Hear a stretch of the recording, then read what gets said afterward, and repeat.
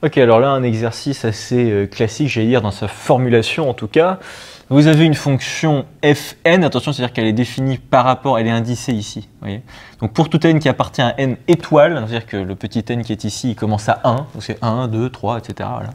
Vous avez donc votre fonction fn, donc qui va de 0 plus l'infini, qui va dans R, espace de départ, espace d'arrivée, et qui a tout x qui appartient à ça, associe x moins n ln de x. Donc le n qui est ici, c'est le petit n qui est là, c'est le petit n qui est là, ok, donc qui appartient, ce n là, c'est soit 1, soit 2, soit 3, soit 4, soit comme ça jusqu'à plus l'infini, ok.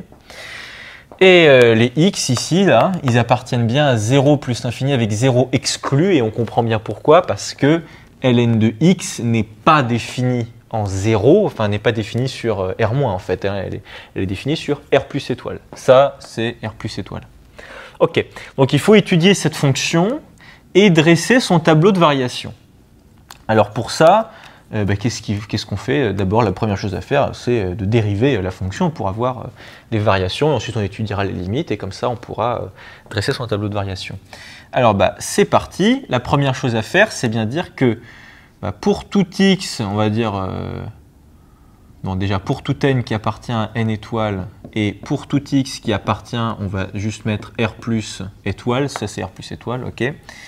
Fn est défini, continu et dérivable, ok, comme somme, ok, toujours le même, comme somme de fonctions, hop là, qui le sont aussi, hein, défini, allez, continu et dérivable sur R plus étoile. Voilà, là, il n'y a pas de problème, on a déjà, ça c'est vraiment, ça paraît bêta, écrit comme ça, un peu long, mais pour la rédaction, défini, continu et dérivable, c'est surtout, en fait c'est dérivable et continu, hein. Bon, on verra ça plus tard, mais comme somme, voilà, là les termes importants c'est défini, continu, dérivable, comme somme de fonctions définies, continu, dérivable sur R plus étoile, ok. Ça paraît bêta écrit comme ça, mais c'est très important pour la rédaction. Et vous avez donc pour tout x qui appartient à R plus étoile, et c'est parti, on va la dériver. Fn, alors là, le n, bon, je le fixe, on s'en fiche, enfin, c'est pas très important. Fn' de x, c'est égal à quoi? C'est égal alors 1, vous dérivez ça, moins n, ln de x quand vous le dérivez, ça vous donne quoi? Ça vous donne 1 sur x, donc ça, en fait, ça va vous donner fois 1 sur x. Donc en réalité, c'est quoi? C'est 1 moins n sur x. Alors, pourquoi est-ce qu'on l'a dérivé? Puisque nous, ce qu'on cherche, c'est son tableau de variation. Donc, si on cherche les variations de f, il va falloir qu'on trouve le signe de sa dérivée. Donc, nous, on vient de trouver ce que c'était sa dérivée pour tout x qui appartient à R plus étoile. Maintenant, comment on fait pour déterminer le signe de ça? Là, c'est un peu tricky parce qu'on se dit, oula, j'ai du x en bas, j'ai du 1 ou un machin. Très important quand vous êtes face à ça. Il faut avoir le réflexe, il faut se dire, je vais mettre au même dénominateur. Parce que là, vous avez deux nombres de deux espèces différentes, j'allais dire. Ici, vous avez une constante, vous voyez, vous avez 1, et de l'autre, vous avez quelque chose qui n'est pas constant, et surtout, cette non-constance, cette variabilité plutôt justement, elle est au dénominateur, parce que c'est x qui varie. N, lui, c'est pas qu'il est fixé, mais enfin, voilà, il n'entre pas trop, il n'est pas dans le game, quoi. C'est surtout x qui est la véritable variable. Donc là, vous avez une différence de deux nombres qui ne sont pas du même monde, quoi, vous voyez. Eh bien, nous allons réunir tout ça et on va mettre au même dénominateur, c'est-à-dire on va mettre sur x. 1, en fait, très important, c'est x divisé par x. Vous voyez. Donc, on va mettre au même dénominateur x moins n. Voilà, super. Et là, maintenant, vous avez ça qui est égal à ça. Parce que vous êtes d'accord que ça fait x moins n divisé par x. Donc ça fait x moins n, le tout divisé par x. Là, il n'y a pas de problème, c'est cool. Vous êtes face à un nombre. Bon, alors certes, le n, il est, voilà, il est constant. Enfin, c'est pas qu'il est constant, mais c'est que, encore une fois, il n'est pas doté de la même nature de variabilité que x, on va dire. Voilà. En tout cas, vous êtes face à un seul truc. Ce qui est intéressant ici, c'est que x, vous êtes d'accord, il appartient à R plus étoile. c'est-à-dire que x ici et le x là, ils sont toujours positifs. Ok. Donc quand est-ce que ça, c'est positif ou c'est négatif? Eh bien en tout cas, il y a une chose qui est sûre, c'est que la positivité ou la négativité de ce truc-là, ça va certainement pas être déterminé par le dénominateur. Parce que le dénominateur, c'est x, et x, il appartient à R plus étoile, il est strictement positif. Donc x au dénominateur, balèque, on s'en fiche. En revanche, c'est le numérateur qui nous intéresse. Et là, le numérateur, et ben, quand est-ce qu'il est positif, quand est-ce qu'il est négatif? Eh ben, quand x est inférieur à n, eh ben, ça va être négatif. Ça. Si je prends un truc qui est inférieur à ce qui est là, forcément, ça va être négatif. En revanche, quand x va être supérieur à n, là, ça va être positif. Okay, donc, on comprend que la valeur charnière au numérateur, enfin, la valeur charnière de entre la positivité et la négativité de fn', c'est au niveau de n. Okay, bon. Donc, on sait que la valeur charnière, c'est n. Maintenant, on va pouvoir déjà commencer un peu le tableau, je pense, hein, de variation. Donc, quand vous avez x qui est là, alors attention, on commence. Là, vous n'avez aucune valeur. C'est pour ça que je mets une double barre. Fn n'est pas défini en 0, puisque ln de x en 0, ça n'est pas défini. Ok. Alors, Fn, oula, j'ai marqué ln.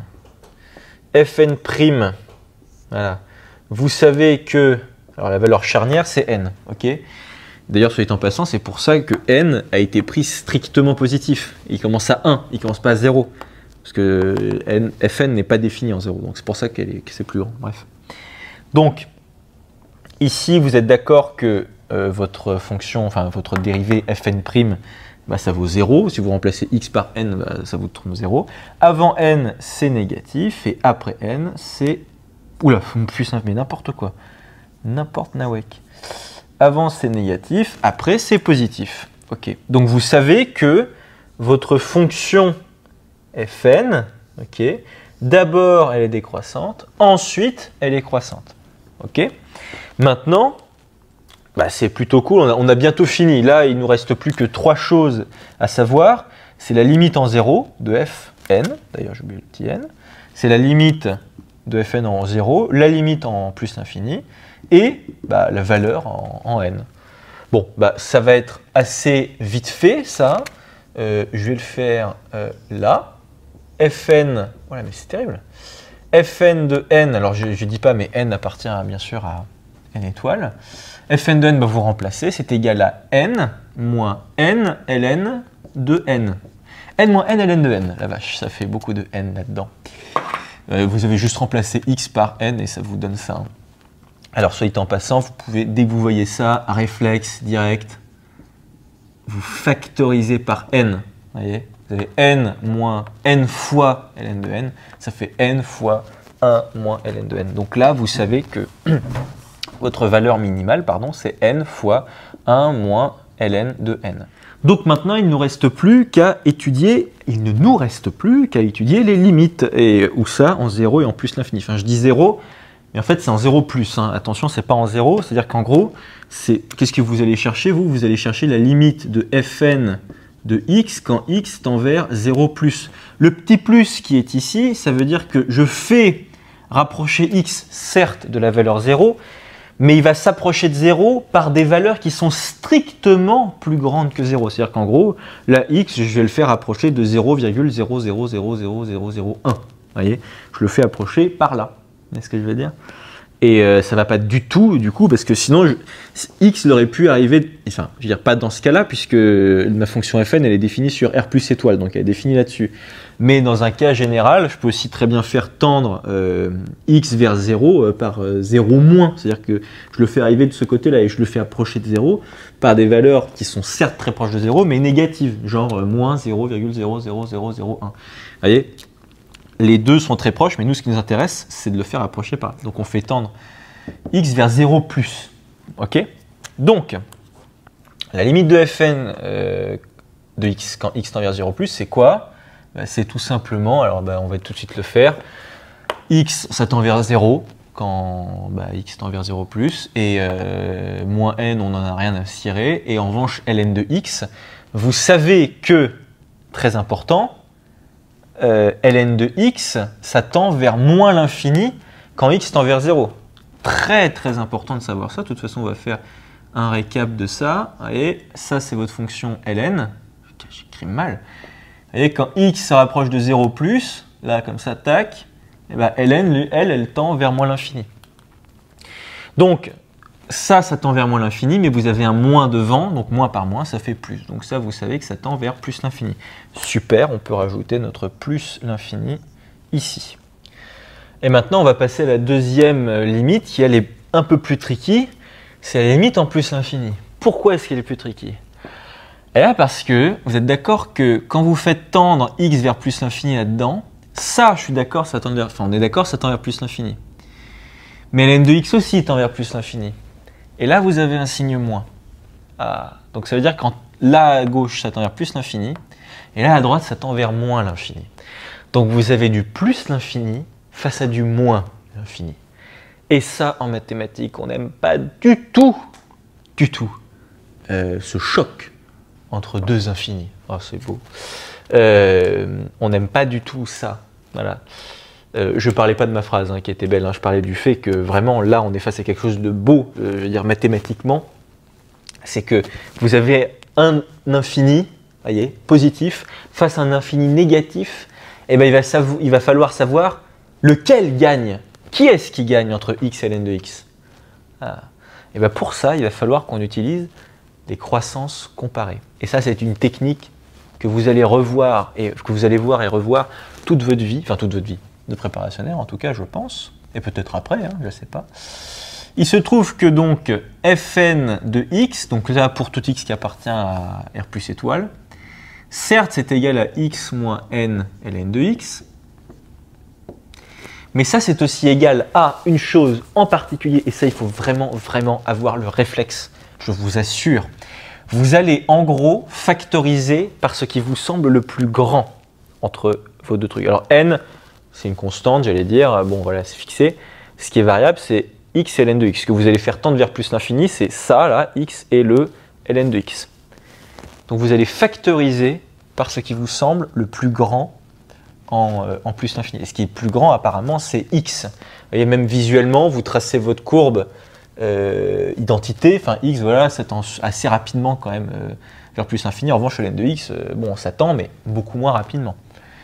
Donc, qu'est-ce qui se passe si on factorise des deux côtés? C'est-à-dire qu'on va factoriser par x, en fait. Si je factorise tout ça par x, bah, ça me donne x facteur de 1, ok, ici, moins n, ln de x, divisé par x. Bah ouais. Vous êtes d'accord que si je développe ça, x fois 1 moins n ln de x sur x, je retombe bien sur x moins n ln de x, ok? Et là, c'est super important, il faut que vous sachiez ça, c'est que ln de x divisé par x, ça tend vers 0 quand x tend vers plus l'infini. C'est ce qu'on appelle une croissance comparée. Pourquoi est-ce qu'on appelle ça une croissance comparée? C'est extrêmement simple. Enfin, c'est pas ça, mais c'est dans le mot en fait. Croissance comparée, c'est-à-dire qu'on compare deux croissances. La croissance, c'est-à-dire plutôt la rapidité à laquelle x et ln de x croissent. On a l'impression qu'on parle de grenouille. Croissent. Donc, il se trouve que ça tend vers 0. Super important par croissance comparée. Ok. Parce que, en gros, ça veut dire quoi? Ça veut dire que ce qui est au dénominateur, vous voyez, pourquoi ça tend vers 0? Parce que ce qui est au dénominateur croît beaucoup plus vite que ce qui est au numérateur. C'est exactement comme si vous aviez 1 divisé par x, vous voyez, enfin, mais c'est pas 1, mais c'est-à-dire que ce qui est au numérateur, ça va croître vraiment beaucoup plus lentement que ce qui est au dénominateur quand x va tendre vers plus l'infini. Donc le tout va tendre vers 0, puisque c'est exactement la même logique que lorsque vous avez 1 divisé par x, encore une fois.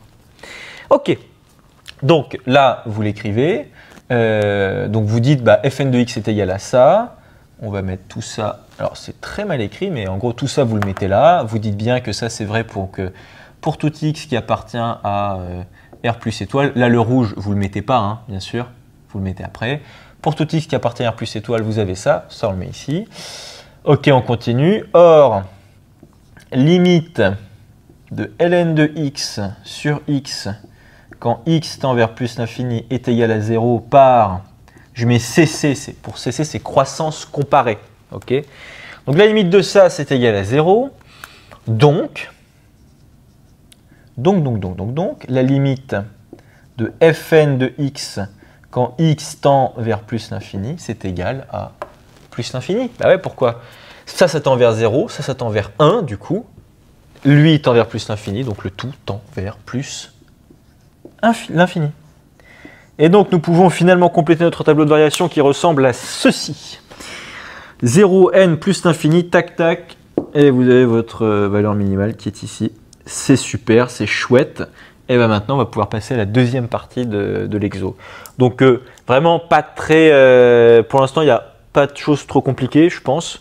À part, bon, ce passage-là, voilà, de là à là, très important, parce qu'encore une fois, il faut étudier le signe. Donc là, on met au même dominateur.